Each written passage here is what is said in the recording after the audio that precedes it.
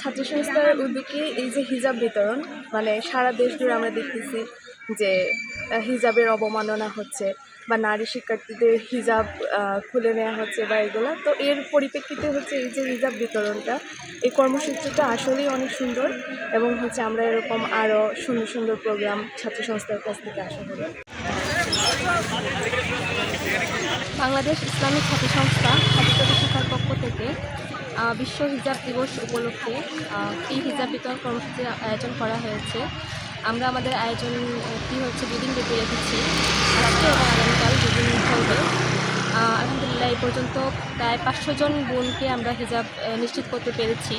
তবে আমাদের আজকের প্রোগ্রামের উদ্দেশ্য শুধুমাত্র হিজাব বিতরণ করা নয়, বরং আমাদের উদ্দেশ্য হলো আমরা দেখেছি যে বিগত ফেস্টিভ্যালের সময় থেকে শুরু করে এই পর্যন্ত আমাদের যে সকল বোনেরা বা নারীরা হিজাব করে থাকেন, তারা হচ্ছে বিভিন্ন সময় নিপীড়নের শিকার হয়েছেন, তাদেরকে বিভিন্নভাবে হেনস্থা করা হয়েছে।